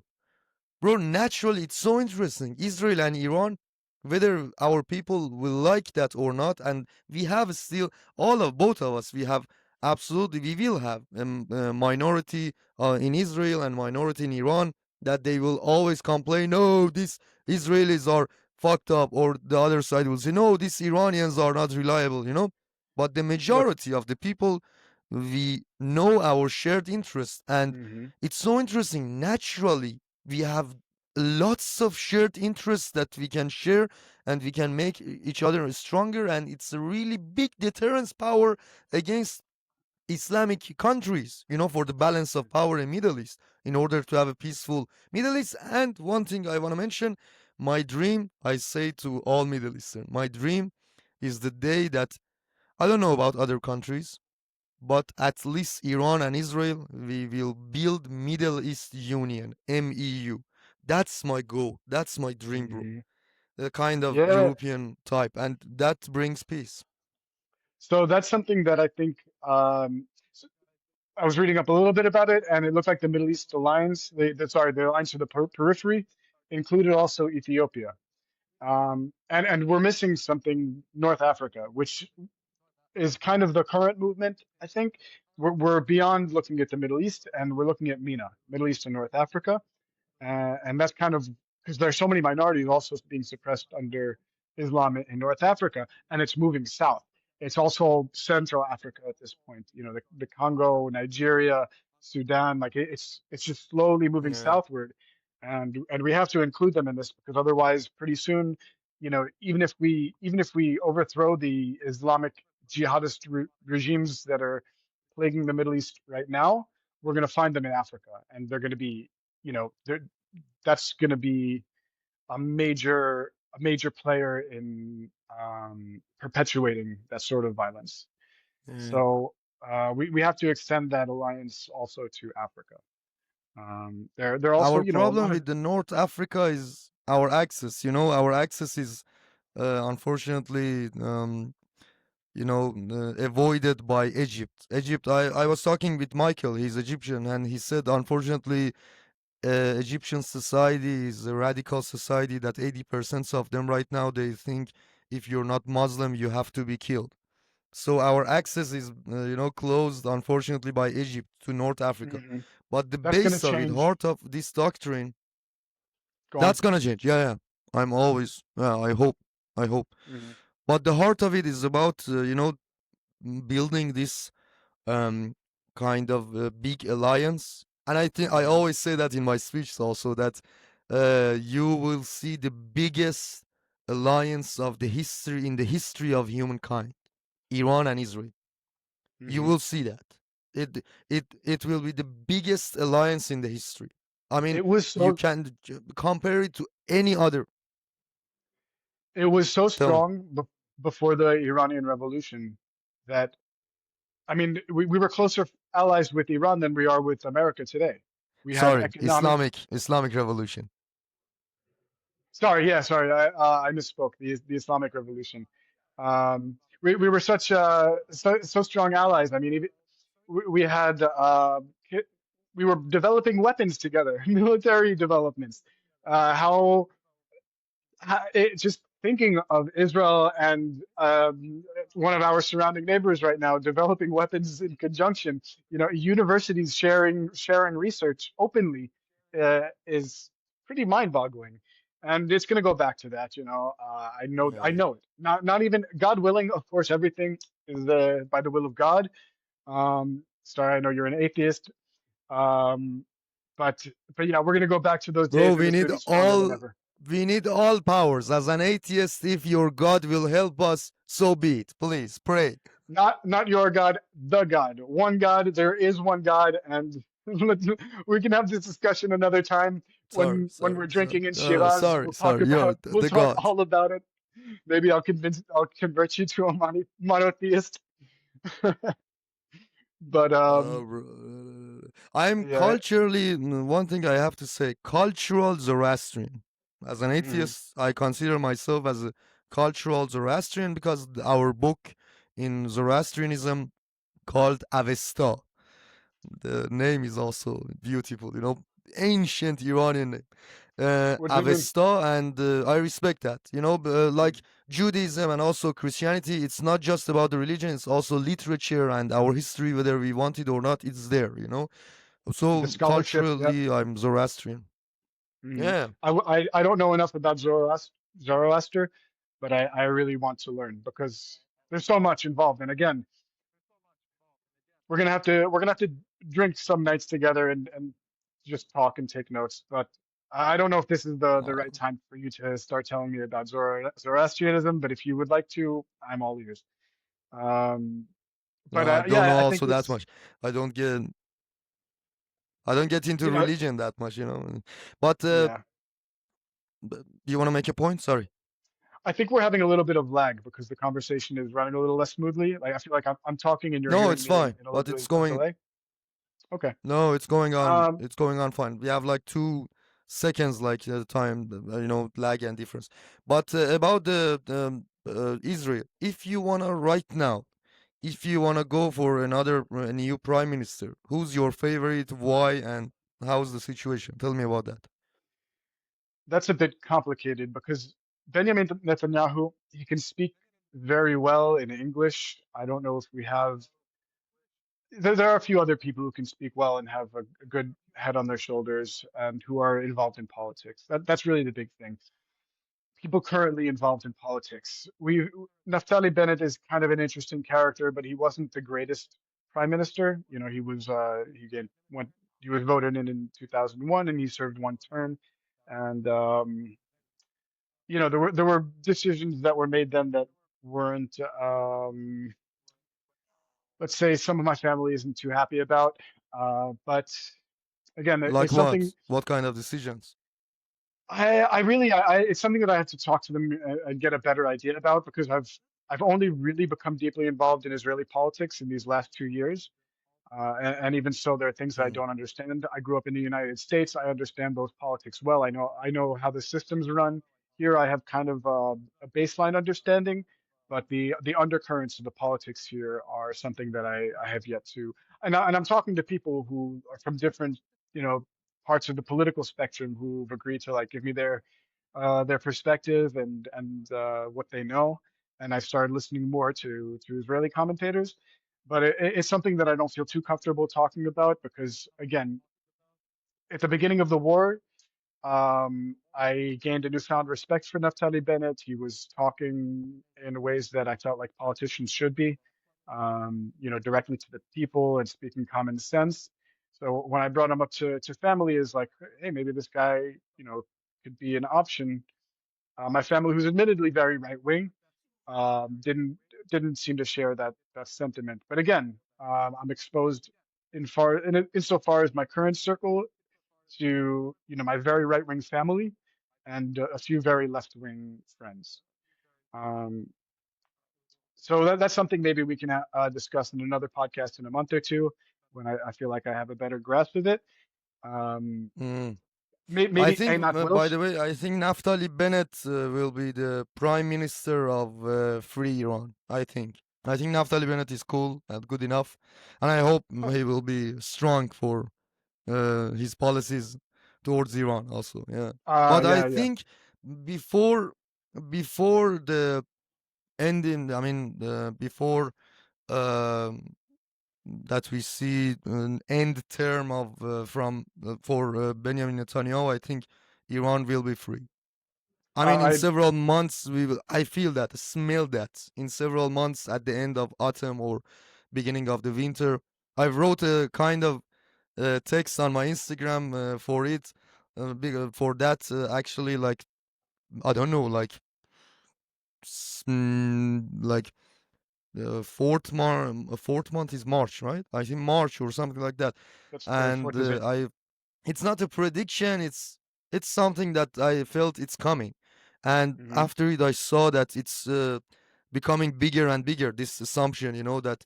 And I think it will happen in at the end of autumn, or maybe sooner, but my estimation, Hmm. at the end of autumn or beginning of winter, we have a big thing in Middle East and Iran. I don't want to speak because I've made predictions in the past, and my predictions were that Iran would already be free by now. So I feel like if I say anything, I'm going to jinx it. But I very, very much hope you're right. I hope soon, because I've been waiting for that flight. I really, I might be in reserves, like active duty. I hope not.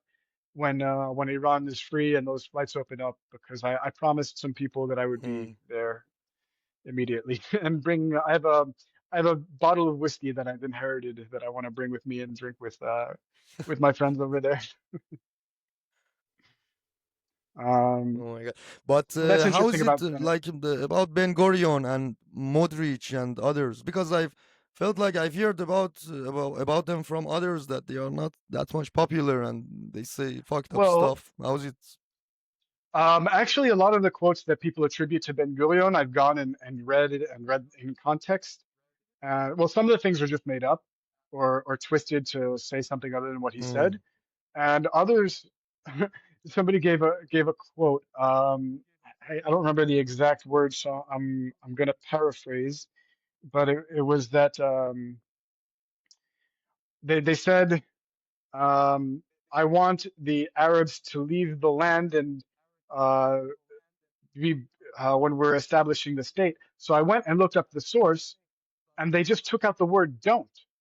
I don't want the Arabs to leave when we establish the state. They literally flipped the quote on its head.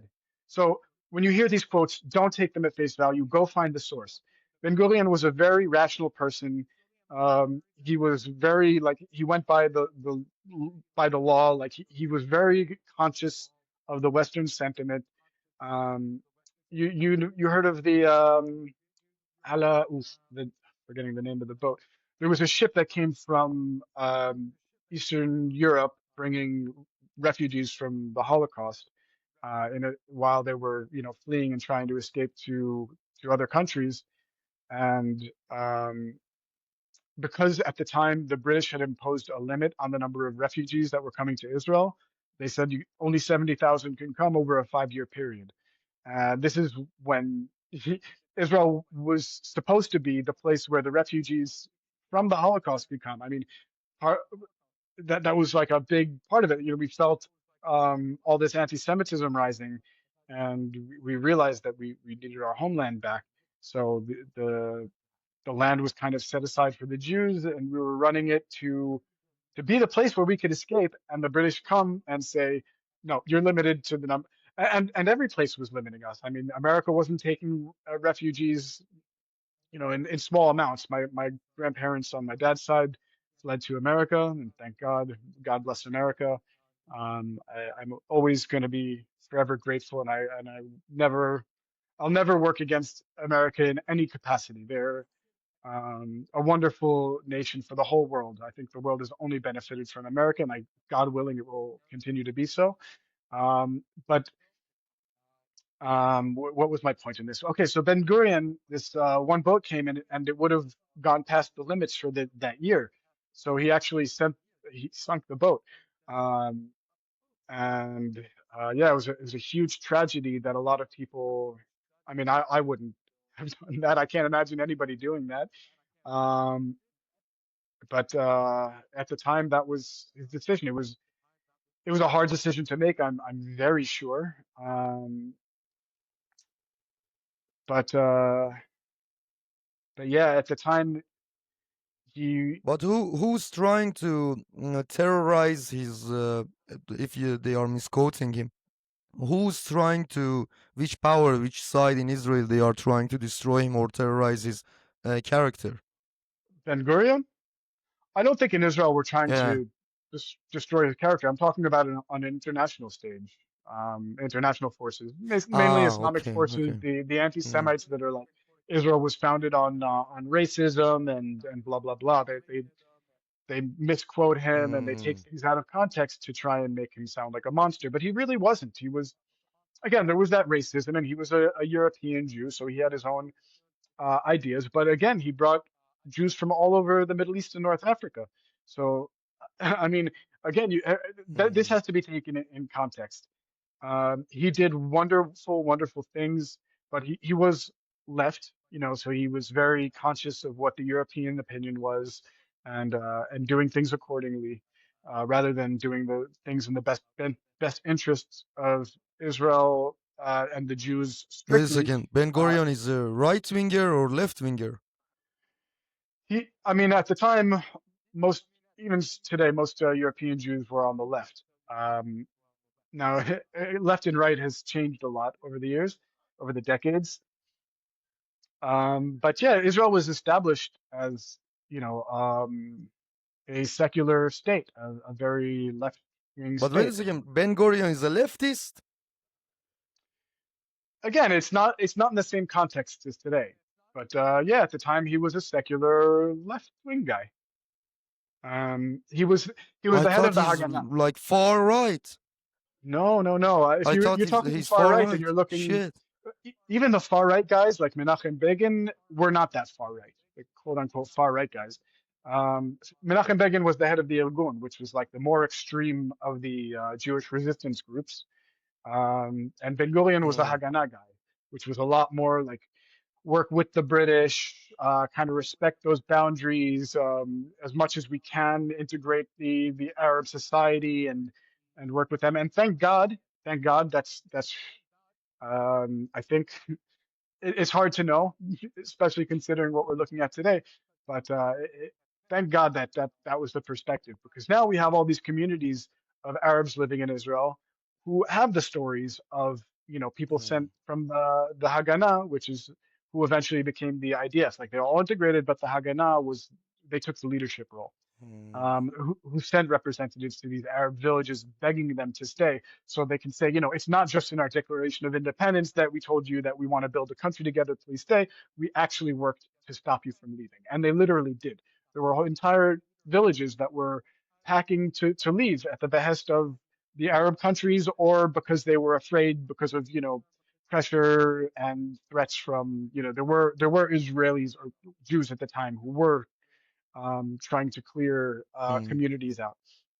Again, that wasn't the mainstream view. Thank Okay. God, we're not a racist country, but No, not at all. that's we were founded as a democratic kind of left leaning country. Oh, that's a fun Nice. image. That's the text, bro. I wrote 27 of March. You see it, right? The I text is a wrote little this text small. that no, no, not the text, but here it's my on Instagram. It's on Hmm. Instagram, my Instagram, and I wrote there in caption that it's in German. Winter of 2026 will be cold, but not for the for the Islamic regime and not for the hearts of the Iranian people. It will be war. I mean, it's not the exact translation, but something like that. Yeah, you can Amen. find that on my Instagram here. Yeah, and I'll check that amen. out. Really, hopefully it will be. Hopefully it Oh, will be the reality. Tell I don't think God wants tell me anything else. also. And Sorry. I don't. I said I don't think God wants anything else. He knows the long history that we have together. I don't think God has plans to keep you guys oppressed and us at war. I think this is all some sort of cosmic lesson that we need to learn. Yeah, as from me, tell him and tell to the God that it's better that he will the same thing that I want because I don't believe in him and I want it, with my cells and bloods. He must, the God must want what I want: freedom, That, prosperity, peace, not just for Iran, for the whole Middle East. Better, all it's right. Here's better where for God to stay on our side this time. and here is where we have hubris, and hubris causes problems. We have to bless everything that God gives us and say thank you, and hope that we only see good in our lives from that. Everything is controlled by His will, according to His plan. Of course, Yeah. there's a free will involved in everything, and free will is a big part of Judaism. But I don't believe that God intends for this to continue the way it is right now, and that's why we're seeing these uprisings and these fascist Islamo-fascists losing power. Inshallah. Bro, one last thing. How many major parties do you have in Israel? Ooh, major parties, three or four. Minor parties, a lot. 2030. Um, yeah. I think the Okay. minimum seats you can have And for any sort of representation is four or five. Um, and there are a bunch of parties with smaller amounts of seats, but the big ones, it's hmm, just two or three. Yeah, for like the interesting. really big ones. And what are the major parties?